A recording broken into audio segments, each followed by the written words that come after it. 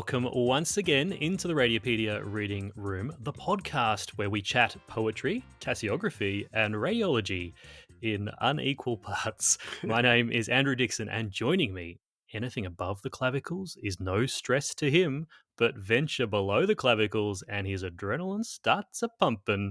It's my co-host, Frank Gaylard. Oh, I tell you, below the clavicles is sore. We have a house down by the beach. Well, the bank has a house down by the beach that for 8% per annum it's willing to let us use. And I went down there to get away from my family, just me and the dog. Yeah. In the morning, I feed the dog some dry food with lots of water, and it had rained overnight. And as I stepped down, there's about 5 steps leading down to the gravel outside. I slipped on the top step Oh, no. and I felt really hard down all 5 steps and found myself crumpled on the bottom, covered in dog food and water, thinking that I'd broken my arm. My phone was in the house, and I was lying there thinking, this is how old people end up dying and getting eaten by their pets. Mate, at your age and with your Ah, degree of solitude, you should be carrying one of those duress alarms in case of these kind of situations. I need to turn that on to the iWatch, I guess. Falls alert. Well, you've completely missed my hint about today's topic in the intro there, Gayla, but that's okay. That near-death experiences can really change one's perspective. So I'll let you off this time. Paragangliomas is the topic for today's Excellent. Readful episode, and I was joined by Sally Ayesa for this one. As we'll learn, paragangliomas above the clavicles in the head and neck are parasympathetic paragangliomas, and they're non-secreting, so no adrenaline, dopamine, noradrenaline. But the ones below the clavicles are sympathetic paragangliomas, and they secrete catecholamine. So that's what I was referring to with the adrenaline starting pumping when you go below the clavicles. Oh, yeah, I completely missed it. Wasn't paying attention. It is a tradition in these Readful episodes, Gaylard, to play a quick game of Spot the Fake. Are you up for it? Mm, I'll sure. give you a choice, mate. Do you want facts about actual paragangliomas, or do you want some random facts inspired by other elements of my chat with Sally? Let's definitely go random. Yeah? It'll be less embarrassing when I get it wrong. That's a good theory. So one of these is fake, completely made up, and the other two are true. So statement number one, Hamlet, the play Mhm. by William Shakespeare, gets a mention in this Readful episode, Frank. Is it true that in the first printed copy of Hamlet, the line "to be or not to be, that is the question," was actually written as "to be or not to be"? Aye, there's the point. It sounds like a pirate. Aye, there is the points, me Aye. hearties. Statement two. Mm. Possums, the furry nocturnal marsupials, get a mention in this Readful Frank. Is it true that Australian possums are more closely related to opossums, marsupial species endemic to the Americas, than they are to other Australian marsupials like kangaroos, even though baby possums are called joeys? Combine Mm. two little things there. And then statement three, the final one. Eurydice, a nymph in Greek mythology, is mentioned in this Readful Frank. She Mhm. was. Sounds like you talked about everything except paragangliomas. Is it true that she was the young wife of Orpheus, who was killed one day after they married when she was bitten by a snake? And Orpheus was totes Devo, so he wandered into the underworld to plead with Hades for her return. Hades was like, "Yeah, sure, mate, as long as you don't look back while I conduct her back to the surface." But Orpheus looked back Mhm. and she slipped away into the underworld. So, all right. So, statement 3, that last one, it mostly sounds right. You might have played Funny Buggers by Hmm. "It's not the next day," and, Yeah. it wasn't a snake, but it was an asp or So you're saying something. that's a true I myth? think statement 3 is true. Statement 2 sounds like it should be wrong because we're in Hmm. Australia. Australia's been isolated for God knows how long. And just because the two words sound similar and both of them are tree rats, don't get me started on possums. You thought the gamma rant was bad. That sounds like bollocks to me. But I can't believe that Hamlet was a pirate. Having said that, I know that the Shakespearean plays they weren't as set in stone in terms of the language as they are now. So I'm going to go that the possums is fake. All right, I'm going to take these in order. We've dismissed statement 3 already. You were correct with that one. That is the true myth about Eurydice. So statement 1 about Hamlet, it's actually true. There is no Mhm. definitive text for Hamlet. Yay for me. There are two, yeah, you got it right. So there are two quarto text, or quattro, which is a large sheet folded into quarters, Mhm. hence the name. So the two original quattros were published in the early 1600s, and then there was a folio text in 1623, and Hmm. that had the updated text in it. So the original did say, "To be or not to be, aye." There's the point, and it actually appeared at a different part of the play as well, which is That's like interesting. Elaine Bennett from Seinfeld, where she gets convinced that War and Peace was originally titled War. What is it good Oh for? yeah, classic. And did you know? I thought you might like this one as well. Polonius was not Polonius in the original as well. He was Oh, called Carambus. huh. So that is courtesy of interestingliterature.com, that question. Interesting. Okay, so don't blame me if it's Indeed. incorrect. And statement number 2. So this was the possums one. And so that's not true. So you're right. Following the arrival of Europeans in Australia, the term possum was borrowed from the very, very distantly related American marsupials called opossums. The possums in Australia are far more closely related to other Australian marsupials, such as kangaroos. And yes, that's why they're called joeys, the little joey in the pouch. Do you want to guess the gestation period for a brush-tailed possum, Gaylord? The number of them that are in my garden is like 23 minutes. It's actually really, really short. It is 17 days, Oh, the wow. gestation. So all of these marsupials have pretty short gestation periods because obviously they come out very underdeveloped. There you go. Got it. All right, so let's get into it. So we're going to start learning about paragangliomas. I recorded this one yesterday with the always delightful Sally Ayesa. Since hitting stop on the recording, Gaylord, I have actually consolidated my thoughts on paragangliomas and pheochromocytoma a Mhm. little further, and so I'll chat through that with you when we Okay. come back Sounds for good. the outro. But for now, let's listen in to the readful. Hey up, hey up, hey up, hey up, hey up, hey up, hey up, hey up, hey up. Joining me now in the reading room, all the way from Sydney, Australia, it's radiologist, nuke med physician, Radiopedia editor, PhD candidate, and let's make it official, one of the co-conveners for next year's Radiopedia 2024 virtual conference. It's Sally Ayesa. Welcome to the podcast, Sal. Thank you for having me. And it's very, very exciting to finally make it official. I've been doing my very best to keep the convener news under wraps, but I did let it slip last week to a group of scientists. So thankfully, they've kept their mouth shut and to not blow the surprise. But what a fabulous way to do the official announcement. So thank you for having me. And I'm very excited today to be talking about our article. We did have a bit of a back and forward trying to work out which Radiopedia article to make the subject for this Read Full episode, and we finally settled on paraganglioma. It has some interesting aspects to it, including a bit of nuke med. I think this is a bit of an interesting choice for us. The panels that we've done in the past or the conversations is usually about chest radiology, which is what we have in common. But as you say, nuclear medicine has a big role in the imaging of paragangliomas. I think the pharmaceutical options that we've had to assess this pathology has been growing and changing over the last few years. So it's a really interesting article to read through today. After listening to your and Frank's discussion a few weeks ago when the gamma rant, which has become very famous, I think I deserve a bit of a right of reply. So happy to be here talking about nukes. So let's not go there again. We've No. received emails. He even managed to offend the very fine people of Bundaberg, which is in Queensland, Frank. Queensland, not in the Oh my Northern goodness. Territory, and it is not some backwater place as he described. Anyway, let's jump into it. So I'm going to read the paraganglioma article word Yep. for word, pausing every now and then to get some insights from you and ask you a couple of my sneaky random questions if you're up for it. So Oh my goodness. let's give it a go. Sounds great. Let's jump in. So, paragangliomas, sometimes called glomus tumors, are rare neuroendocrine tumors arising from paraganglia. That's the simple single sentence intro to the article, but I'm going to cut in straight here very early because I want to mention that the term glomus is actually a really outdated term when referring to paragangliomas. And really, in our reports and in Radiopedia articles, we should be removing the glomus prefix from these tumors. So we shouldn't be saying glomus jugulare or glomus vagale. We should just be saying jugular paraganglioma and vagal paraganglioma. So I just thought I'd point that out up top. There is such a thing as a glomus tumor. It's like a mesenchymal tumor of modified smooth muscle from the glomus body, which typically occur in subungual locations in the fingers, but they are totally different from paragangliomas, Sally.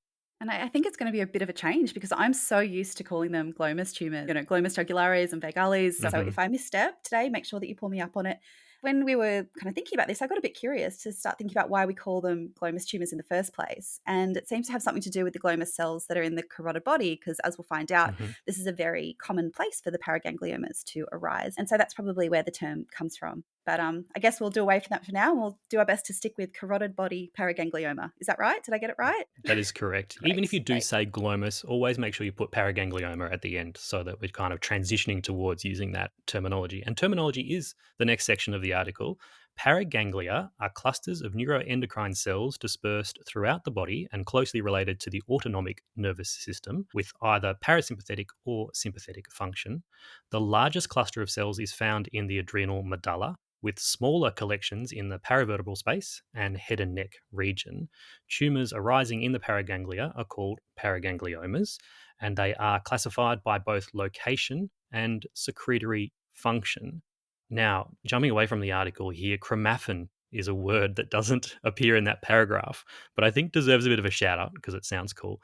So, paragangliomas arise in the neural crest tissue, which can differentiate into either parasympathetic or sympathetic cells. And the sympathetic ones, usually in the chest and abdomen, are called chromaffin cells, and they secrete the catecholamines, so like adrenaline or epinephrine. Whereas the parasympathetic ones, which are in the head and neck, they are non-chromaffin paragangliomas, and they don't secrete catecholamines. Chromaffin, awesome word. Awesome word. And I think it's also worth kind of jumping in here as well, just to underline that paragangliomas are going to occur in the location of those autonomic nervous structures. So anatomy is so important when assessing these lesions, and particularly in the head and neck. And someone who's a bit of a head and neck novice, such as myself, like I do a bit more in nukes than I do in radiology, I find that thinking about the anatomy is really, really useful with those spaces. So we know that cranial nerves 9 and 10 have that autonomic function. Therefore, we find paragangliomas arising from the ganglia along the course of these nerves. So it kind of all links in together. And I'll throw in a bit of a good pearl from when I was a registrar as well, thinking about masses, particularly really big ones, is that if you can work out where it is, you have a better chance of working out what it is when you're forming your differential diagnoses lists. And particularly with these head and neck paragangliomas, it really is location, location, location. Let's move on to the next section. So this is epidemiology. So sporadic paragangliomas are typically diagnosed between the ages of 30 to 50 and predominantly affect women with a female to male ratio of 3 to 1. In contrast, hereditary type paragangliomas are usually diagnosed at a younger age with an equal male to female ratio. And then we're going to move on to associations. So, hereditary paragangliomas are most commonly associated with succinate dehydrogenase mutations. This reminds me of medical school, something to do with the citric acid cycle. That's all I know. And they are also associated with 4 clinical syndromes. So, we have 4 syndromes that are associated with paragangliomas listed here. The first one is von Hippel-Lindau syndrome, a classic. We could do a read full episode just on that, Sally. Yeah, next time. Yeah. So pheochromocytomas occur in 25 to 30% of patients who have von Hippel-Lindau syndrome. And they also get extra adrenal pheochromocytomas and paragangliomas in 15%. The next syndrome we have listed is multiple endocrine neoplasia type 2, so 2A and 2B, and they get pheochromocytomas in 50% of patients, and they're often bilateral. The third syndrome listed is neurofibromatosis type 1, and then a rarer one, the fourth one, is Carney-Statakis syndrome and Carney triad. I can't say I've heard of that one before, Sally. No, I've heard of Carney triad, but Carney-Stratakis syndrome, that's something new for me. So we're all learning today, it seems. So these ones you'll see that the von Hippel-Lindau syndrome, neurofibromatosis type 1, and the MEN type 2, they all most commonly are associated with the pheochromocytoma type of paraganglioma, so those chromaffin type tumours. And then it goes on to say SDH, so succinate dehydrogenase mutations, are common in head and neck paragangliomas, except for SDHB, which is associated with sympathetic paragangliomas. And SDHB also confers a higher risk of malignancy. And these SDH mutations, they're pretty rare. And actually, I'd never heard of them until I started working in nuclear medicine as a senior resident, which was about 10 years ago. And it isn't necessarily as above, it's not a syndrome as such, like neurofibromatosis is, but it's more about the mutation in that gene, which then increases the risk of developing a paraganglioma. So SDH is made up of A, B, C, and D subunits. And then depending on where the mutation is within those components, then that's how the disease will manifest. And I remember, I believe it was an SDH-D patient who came in for a dotatate PET, and we'll get to dotatate a little bit later. And then interestingly, his sister came in a couple of weeks later. So you can see that these mutations do run in families. And what was interesting about one of the cases was that there was a large paraganglioma higher in the neck. It might have been a jugular paraganglioma, don't quote me, it was quite a while ago. But then when we kept looking, you could see that there was a tiny hotspot at the carotid bifurcation as well, telling us that there was a second paraganglioma. And so with these mutations, you can get multiple, and is the same for the syndromes as well. So, de novo, you will probably find one if there's a bit of bad luck. But if you've got multiple, they're usually associated with a genetic mutation or a syndrome. Yeah. And I think overall with paragangliomas, 25% of cases are multiple. So if you find one, it's definitely worth looking for another, and it usually does indicate that there's some hereditary thing in the background. Yeah. And I guess then in a broader sense, when prepping to have this chat in the podcast today, we were having a look at the 2021 consensus guidelines. And really the main kind of screening recommendation is MRIs for these patients with a known syndrome or genetic mutation. And that, to me, that makes a lot of sense. There's no radiation with MRI, something like a PET scan or a CT. You don't want to be having multiple serial scans because, with accumulation of radiation over time. But that said, we're guided by our referrers, and if a patient potentially might have multiple in different parts of the body, then something like a PET scan can be really valuable because you image the whole body in a single investigation. Or even maybe alternate that with an MRI or use the PET as a problem-solving investigation. So let's move on to the next section before we take a little break. So this one is clinical presentation. So sympathetic paragangliomas present with features of catecholamine excess, such as headaches, palpitations, diaphoresis, and hypertension. So getting your adrenaline going. Whereas parasympathetic paragangliomas present more commonly with mass effect, such as cranial nerve palsy, a neck mass, or tinnitus. That brings us to the end of the first section of this article. Before we move on to pathology, which is a largish kind of section, let me break things up a little by asking you one of my famous random questions. Sal, are you up for it? I am up for it. I'm slightly nervous, but I'm up for it. Let's go. This is an easy one to start with. Okay, so do you have a favorite radiology word or phrase? Oh, that's not an easy question. That's a really hard question. I have so many. No, I definitely have a few least favorite phrases.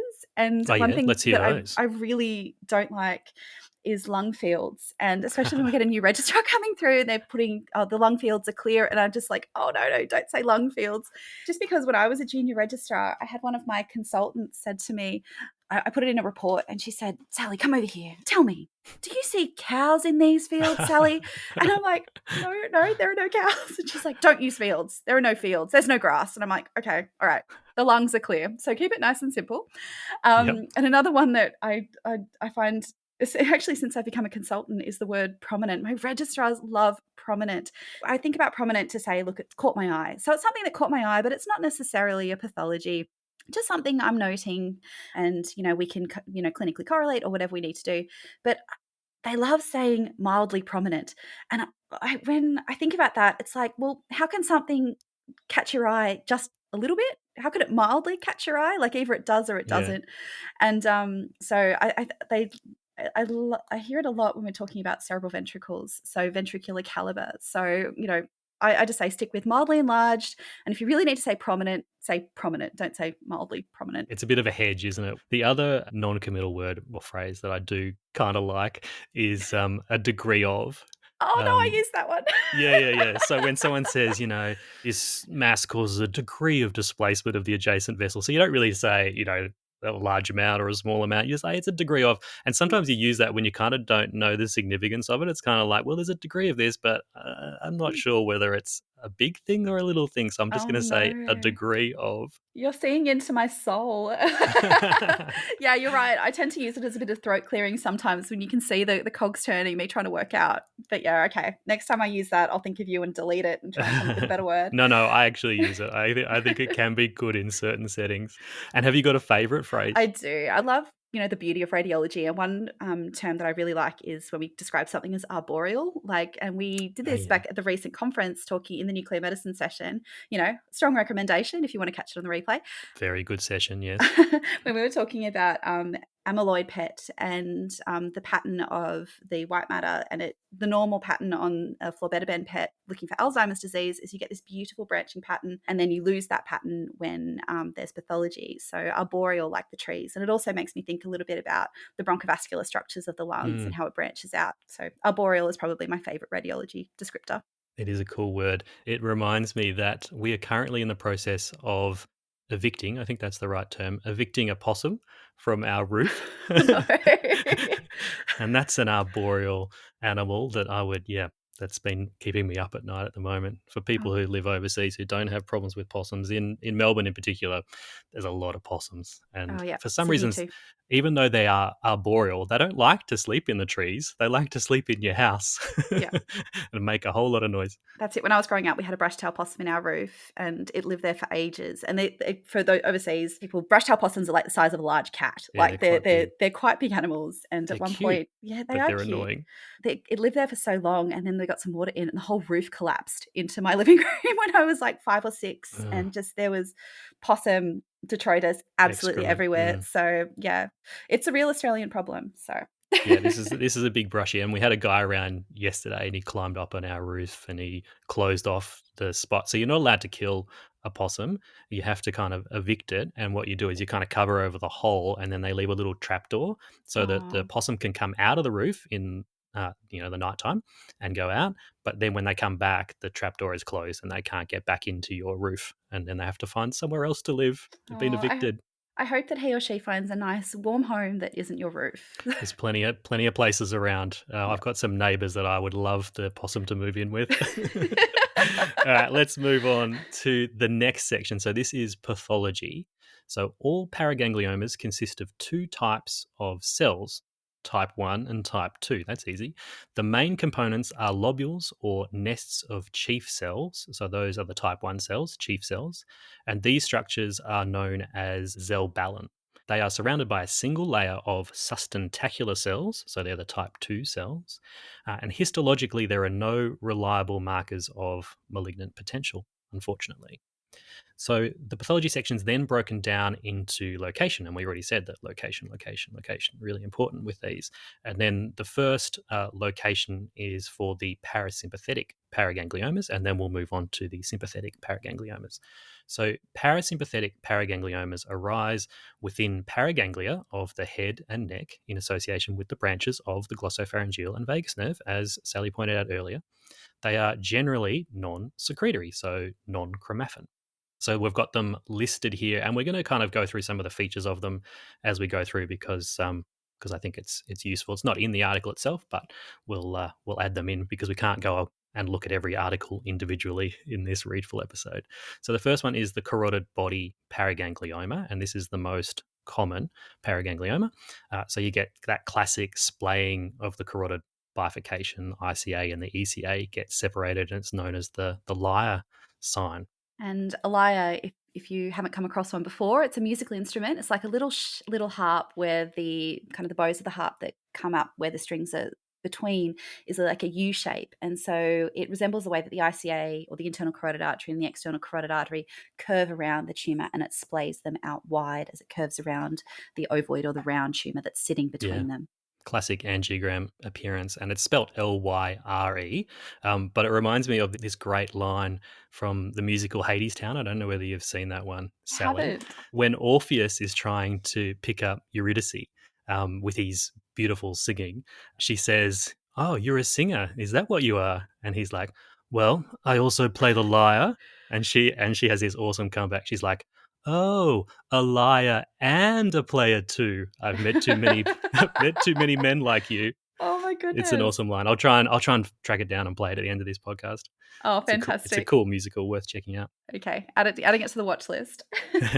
So the next one is the jugulotympanic paraganglioma.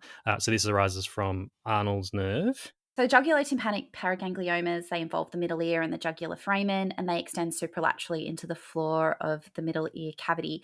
And similar to what we'll see with the jugular paraganglioma coming up next, you can get this pattern of almost like a permeative destruction along the supralateral margin of the jugular foramen, and that's in the bone, which is a really good clue that this is what you are looking at.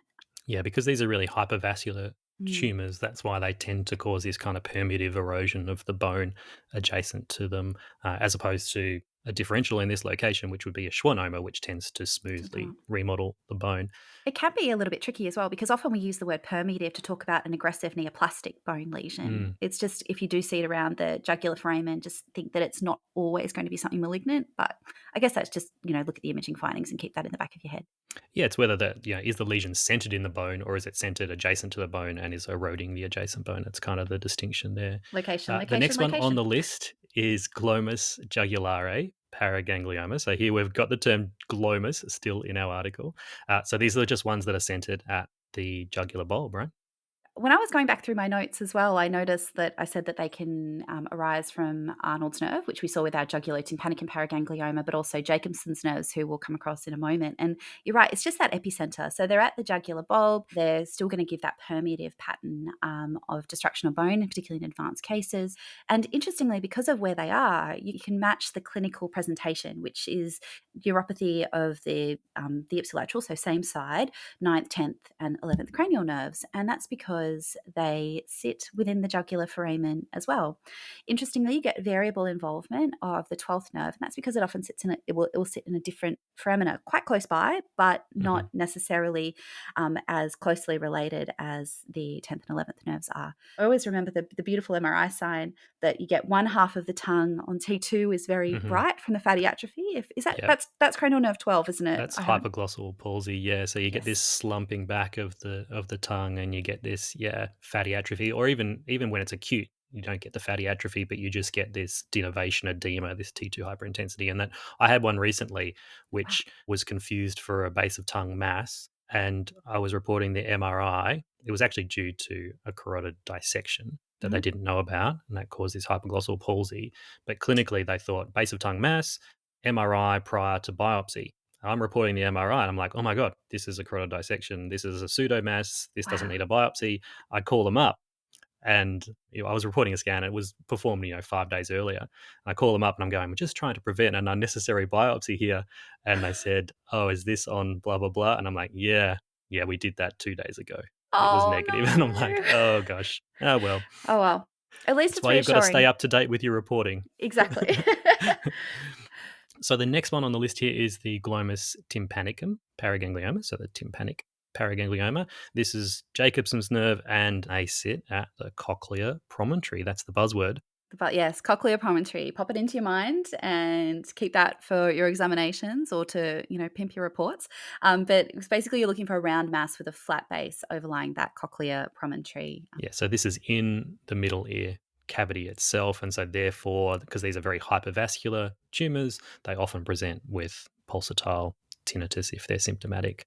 The next one on the list is glomus vagale paraganglioma, but we know we're going to start calling those vagal paragangliomas instead. And remember, the vagus nerve sits at the posterior aspect of the carotid arteries in the carotid space and somewhat medial to the internal jugular vein.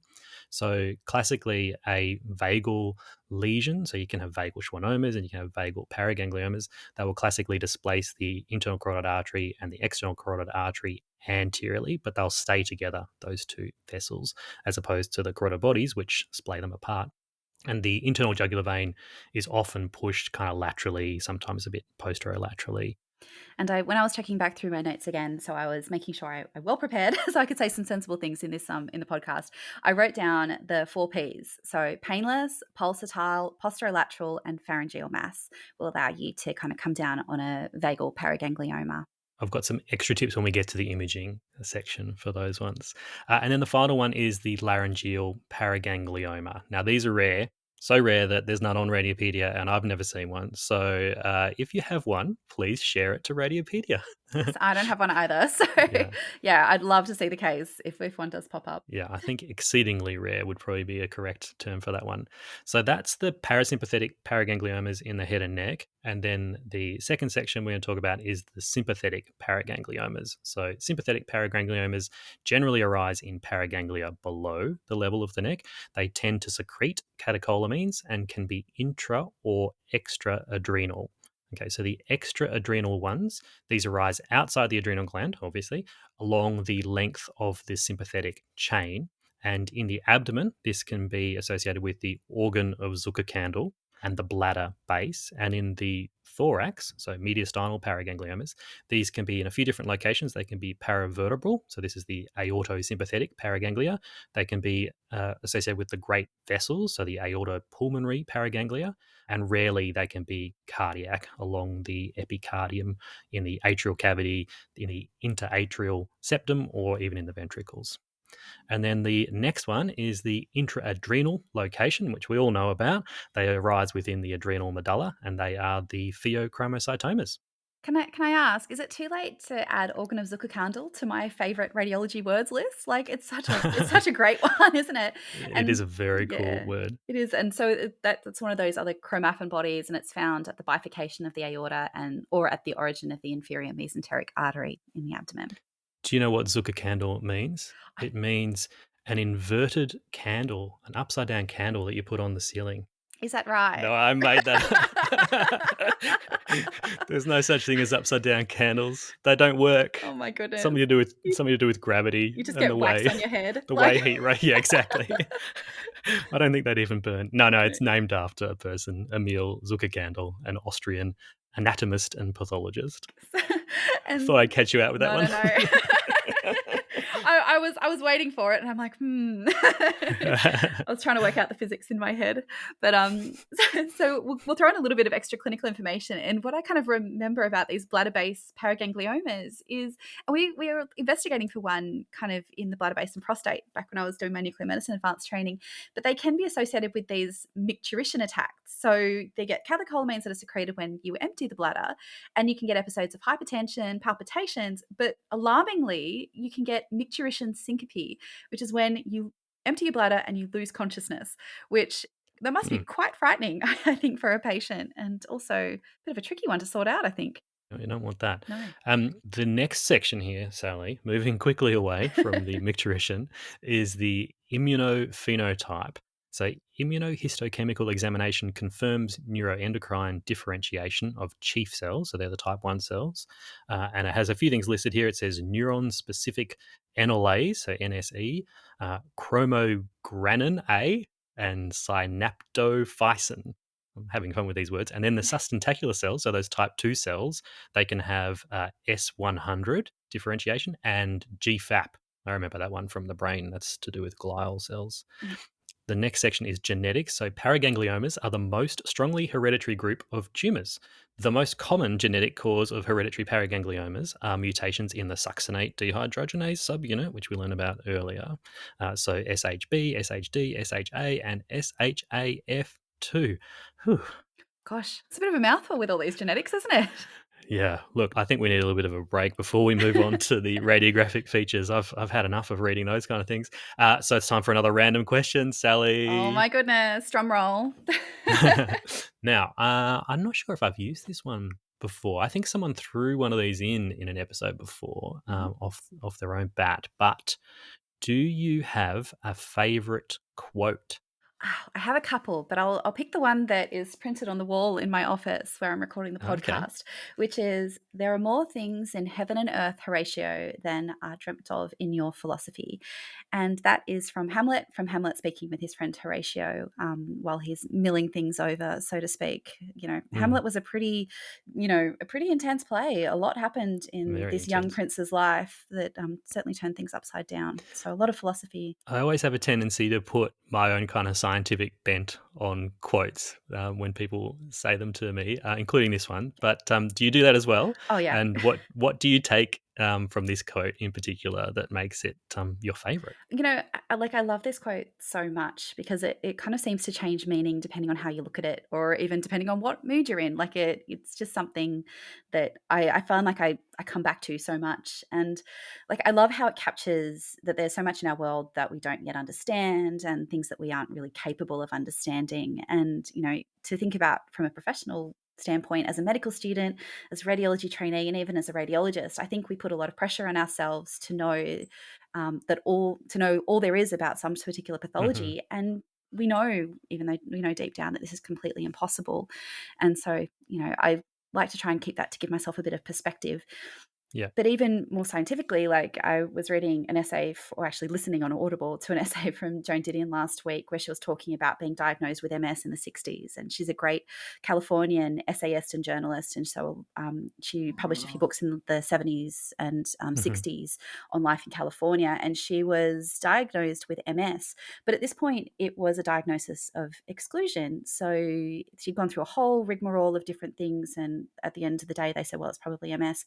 But nowadays, if you're even suspicious, patients will get an MRI. But that was just something that was not even dreamt of in terms of regular clinical practice in the 60s. Yes, they were developing MRI, but it wasn't part of the regular landscape. And it's just really interesting to think how in, 50 years, Mm. what are we going to have that we perhaps didn't even dream of today to help us in radiology and medicine in general. And imagine back in Shakespeare's Oh time, my gosh, the yes. changes that have occurred since then. Yeah, so it is amazing that there's always more to learn and change. Exactly. And the other kind of thing I think about as well, because I do a lot of kind of musing about workplace culture and, which is why I love Radiopedia Conference Day 5, just throwing in a little bit of a plug there, is that we we think about, how I think about how this quote kind of resonates with the more contemporary quote from Grace Hopper, that the most dangerous phrase in the English language is we've always done things this way. And so you're Mm. thinking about, the breadth of what we don't know, but, being stuck with how we've always done things for comfort or fear or whatever reason it may be. And I'm really a firm believer about how we should be questioning how we do things and keeping an open mind about culture and what our place should be within it. And, breeding into innovation and improving what we do every day for our patients and for our practice. Yeah, Frank was talking about this kind of concept recently, the idea of, you notice things and you ignore them Mm, rather than complaining about them because you don't want to be seen as a complainer. yeah. But actually, that stigma associated with the word complain, we really need to kind of drop it in certain contexts, because a lot of the time what you're seeing is an issue that can actually be resolved if you just verbalize it. Sometimes you do need to complain. Now, when you said a quote from Hamlet, um, it reminded me that in medical school I actually wrote and we performed a play for the med school, and it had a lot of stuff that was inspired by Hamlet. Oh my goodness. I won't get into the details, but let's just say that Horatio's name Oh was no. changed to a word that rhymes with Horatio and maybe some kind of sexual act. Sally, Oh my I won't goodness. say Oh. it. Sally, this was 2002. It was a different time. And you'll be glad to hear that the video recording is very, very poor. Oh gosh. If anyone still has one out there, then please do burn it for me. See, I'm in two minds. Do I want to see this or I just never want to see this? I think I'll err on the latter option. Just pretend to, I think if I say too much, I'll probably get myself in trouble. So All right, we better move on to finish off this Readful episode with the radiographic features. So, both anatomical and functional imaging of paragangliomas is required for diagnosis and staging. Anatomical imaging includes CT and MRI, and multiple functional imaging modalities exist. And then they've listed heaps of letters here which all relate to nuclear medicine and PET scanning. So we'll skip those because we're going to come back to them. So CT and MRI are the initial imaging modalities for tumor localization. They have excellent sensitivity but lack specificity in unequivocally identifying a mass as a paraganglioma. So CT, a lot of these features on imaging will be different depending on the location. This is just a general article, so keep that in mind as we go through. So CT, the density greater than 10 Hounsfield units on non-contrast imaging helps differentiate from an adenoma. So this is specifically when we're talking about an adrenal lesion, so pheochromocytoma. Avidly enhances with contrast with delayed washout due to rich capillary network. Avidly enhancing reminds me, a trauma CT. They'd done a CT angiogram looking for blunt cerebrovascular injury, and there was this at the carotid bifurcation, this hyperdensity, this hyper-enhancing area, and the trauma doctors were really concerned that there was a dissection with a pseudoaneurysm Oh, there, wow.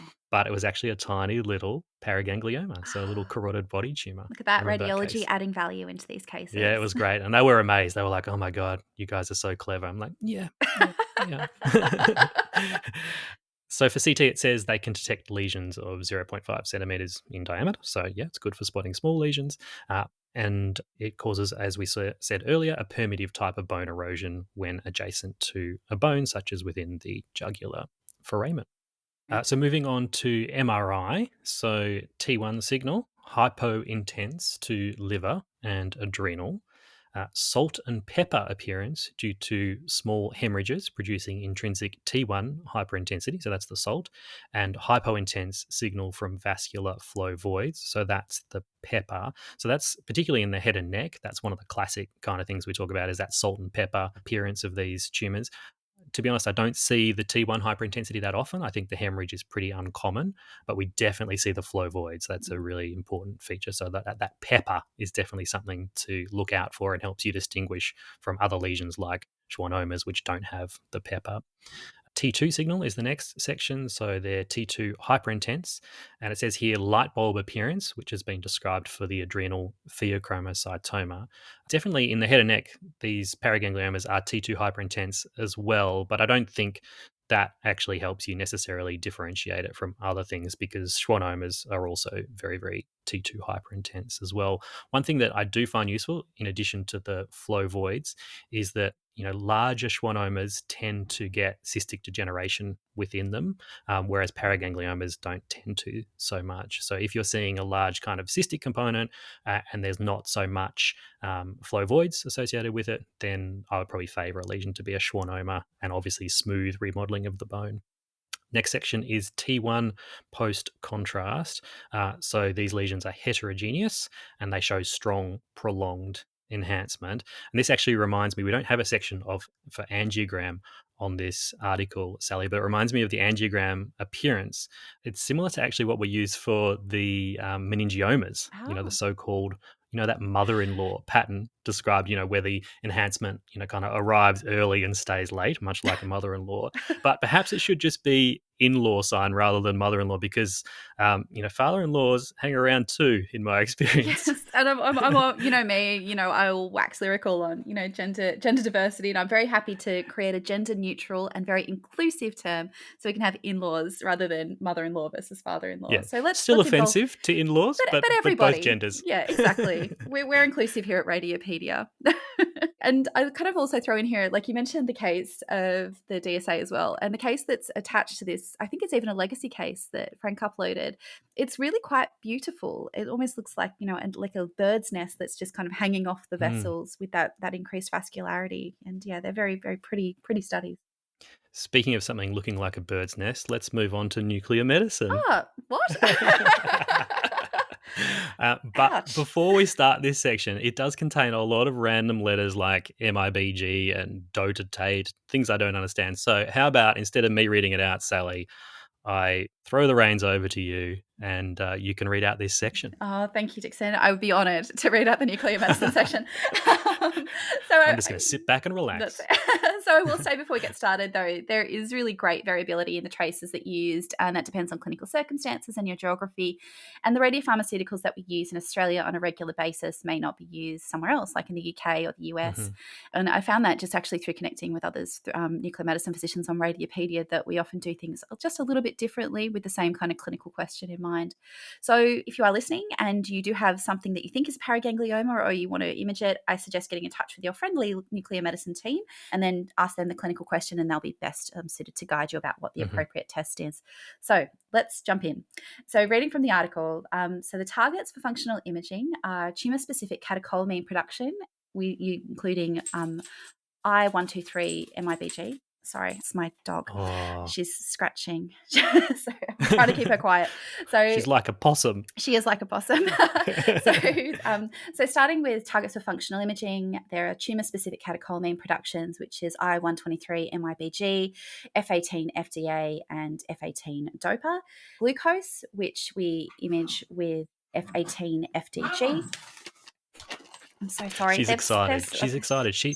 I reckon she waited for this She nuke did. meds section. She She was did. like, I know he's going to throw over to Sally for this section. Let me make a ruckus. She's been a rat, but she's been good for an hour. But now she's just like, every time I bark, you give me a treat. Now I'm going to bark. Oh, damn. Now she's tormenting the old man. So we'll plow on. So the second one is glucose analogs, which is F18 FTG, which is the most common PET tracer that you've probably heard of. And then looking at very specific somatostatin receptors, including gallium-68 dotatate, because somatostatin is overexpressed in paragangliomas. So in my practice, we pretty much exclusively use gallium-68 dotatate, and we have been for over 10 years now. Before that, we used MIBG, which is on a general nuclear medicine camera, but the iodine-123 that we use is expensive to source in Australia, and the spatial resolution is actually inferior to dotatate. Spatial resolution and signal to background is much better on PET compared to general nukes, where they use a single photon.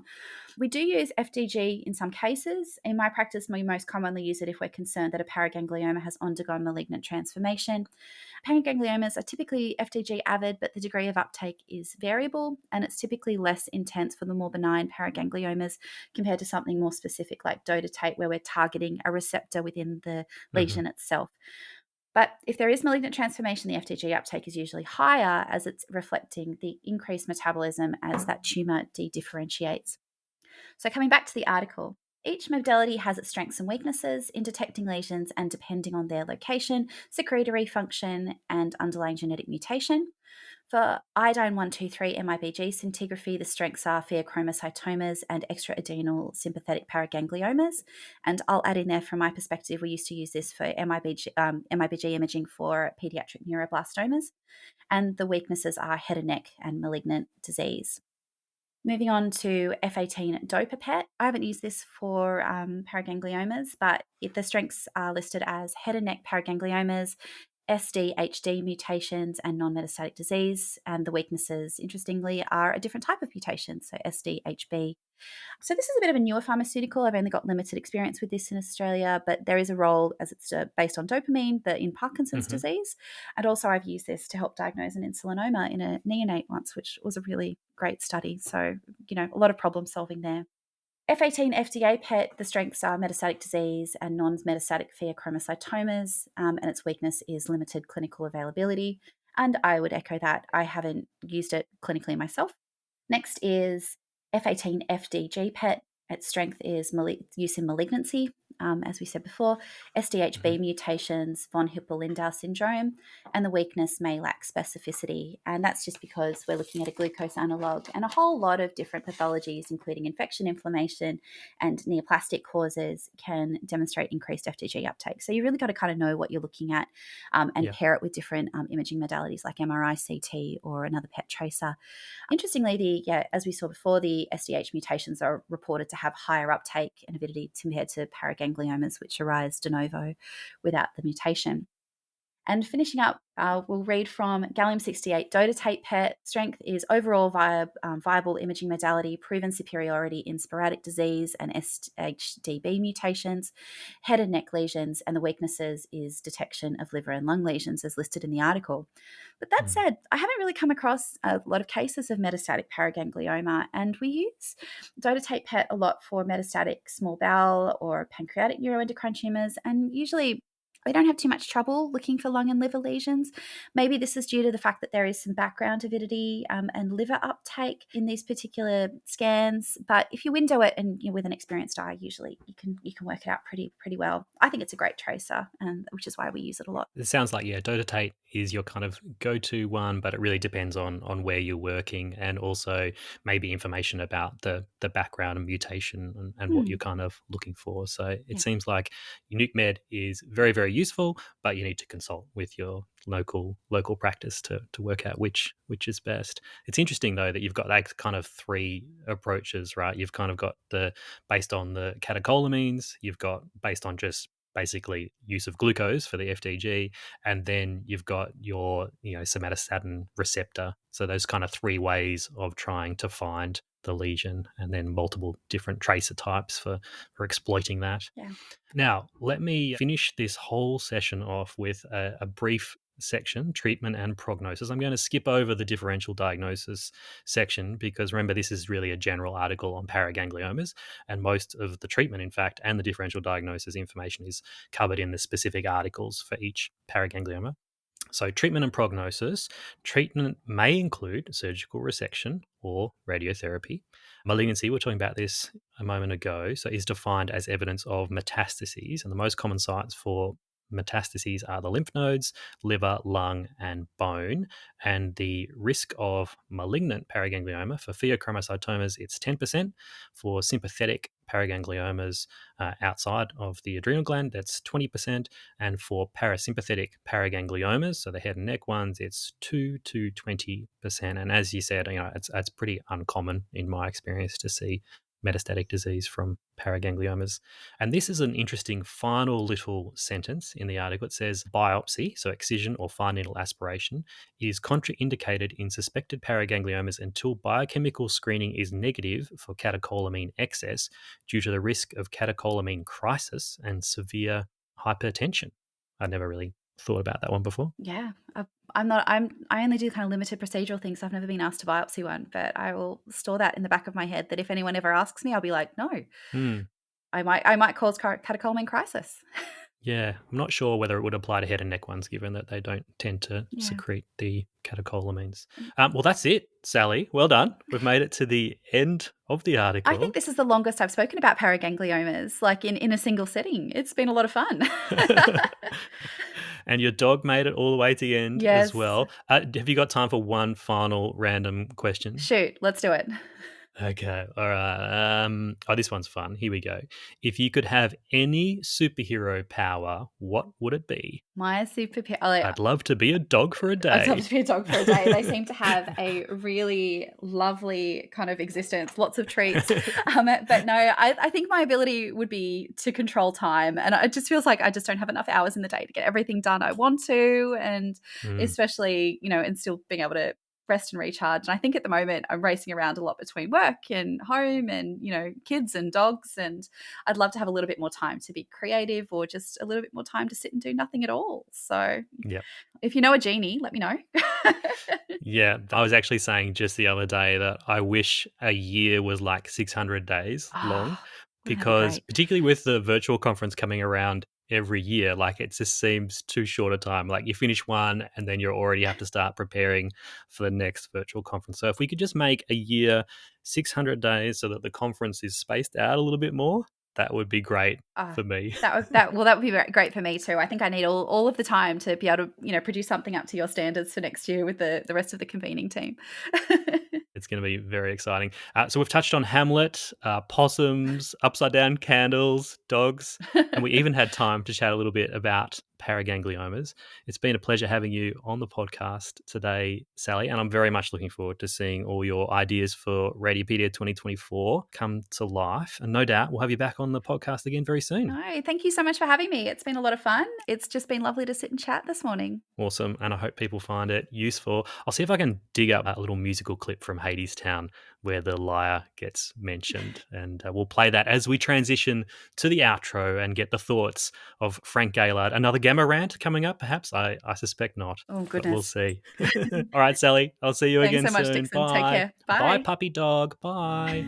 Orpheus, Yes? don't come on too strong. Come home with me, Who are you? the man who's gonna marry you. I'm Orpheus. Is he always like this? Yes, I'm Eurydice. Your name is like a melody. A singer. Is that what you are? I also play the lyre. Oh, a liar and a player too. I've met too many men like you. Oh no, I'm not like that. He's not like any man you've met. Tell her what you're working on.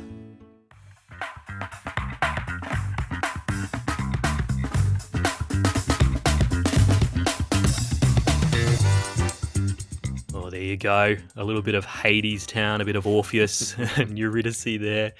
Probably similar to when you wooed Natalie, I imagine, Frank. Who are you? I'm the man who's going to marry you. Yeah, that was exactly how it Some worked. smooth arrogance, I imagine.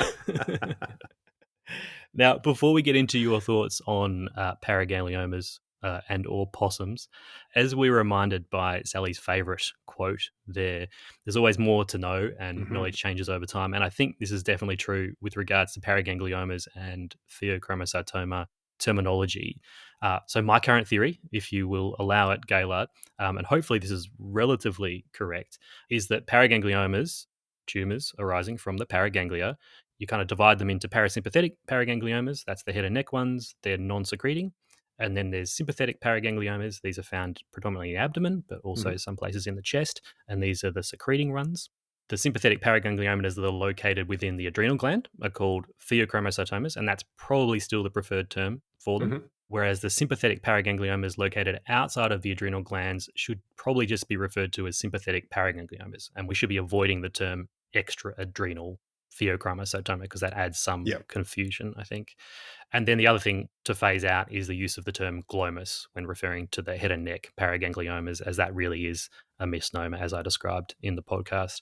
So the ultimate upshot here, Gaylard, is that I think a mini editorial project on the website is needed to make sure everything is as clear and consistent as possible. Absolutely. I mean, we do these periodically anyway, and the trigger for doing them is exactly this sort of thing. One person reading a review, mentioning something, or a new classification comes out, and then we spring into action and do a bit of weeding. And it is like weeding the garden. You never finish because it's not like you're working towards a steady state where everything is perfect. It's constantly evolving. And it's quite a nice feeling to go and clean up a little cluster of cases, a cluster of articles, tie them all together, make sure that they're really polished. Anything to talk about from that episode, Gaylard? Oh, there's so much. So firstly, for people who live in a wonderful country that is not plagued by possums, you don't know what you're missing. People think they're cute. We had one in our roof as well, and it fell through the trapdoor that's in our laundry, and it was scurrying around. And this thing was massive. And they hiss, and they're horrible, and they spray urine everywhere. They destroy your garden. They absolutely destroy them. And the rules in Melbourne, you can obviously not kill them. You can trap them, but you can only release them within 50 meters of your property. Which means unless you're living on the top story of a skyrise building or next to a fast-moving river or something, 50 meters does nothing. My son suggested releasing them 50 meters straight up. That could work. That would do it. That would work. But so we had a renovation done on the house, which included landscaping. I'll just say that renovation is an expensive way to get rid of a possum. No, this was before the possums. And so we had the landscaping done as well with 2 pistachio trees. And we bought these 9-foot tall, expensive pistachio trees. And within a week, not only had they eaten all the buds, they'd stripped the bark off the entire tree so that we had these 2 sticks poking out of the ground. Yeah.